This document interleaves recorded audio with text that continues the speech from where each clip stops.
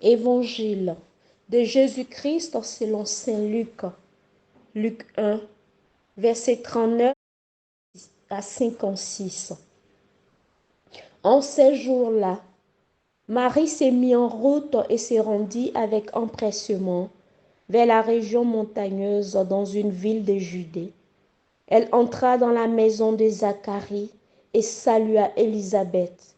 Or, quand Élisabeth entendit la salutation de Marie, l'enfant tressaillit en elle.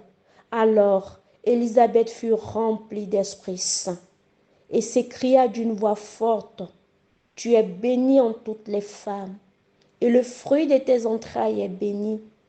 D'où m'est-il donné que la mère de mon Seigneur vienne jusqu'à moi? Car lorsque tes paroles de salutation sont parvenues à mes oreilles, l'enfant a tressailli d'allégresse en moi. Heureuse celle qui a cru à l'accomplissement des paroles qui lui furent dites de la part du Seigneur. » Marie dit alors, « Mon âme exalte le Seigneur. Exulte mon esprit en Dieu mon Sauveur. Il s'est penché sur son humble servante. Désormais tous les âges me diront bienheureuse. Le Puissant fit pour moi des merveilles, saint est son nom. Sa miséricorde s'étend d'âge en âge sur ceux qui le craignent. Déployant la force de son bras, il disperse les superbes. Il renverse les puissants de leur trône. Il élève les humbles, il comble de bien les affamés, renvoie les riches les mains vides, il relève Israël son serviteur. Il se souvient de son amour, de la promesse faite à nos pères en faveur d'Abraham et sa descendance à jamais. Marie resta avec Élisabeth environ 3 mois, puis elle s'en retourna chez elle. Acclamons la parole de Dieu. En cette fête de l'Assomption, faisons nôtre cette prière de saint Thomas d'Aquin.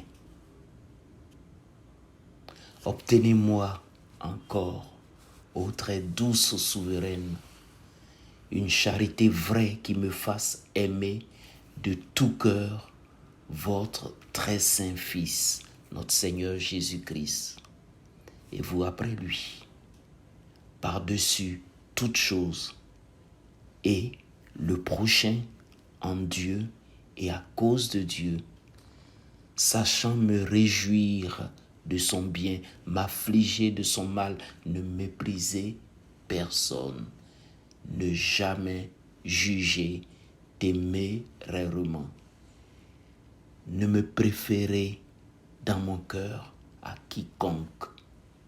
Apprenez-moi en outre, ô Reine du ciel, à toujours unir dans mon cœur la crainte et l'amour de votre très doux Fils, à toujours rendre grâce de tant de bienfaits qui me viennent, non de mes mérites, mais de sa pure bonté,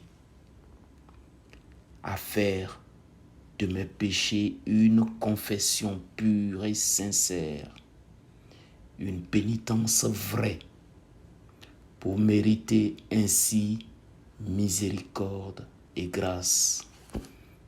Je vous supplie enfin, ô Mère unique, porte du ciel et avocate des pécheurs, de ne pas permettre qu'à la fin de ma vie, moi, votre indigne serviteur, je dévie de la sainte foi catholique, mais que vous me secouriez selon votre grande miséricorde et amour, et que vous me défendiez des esprits mauvais.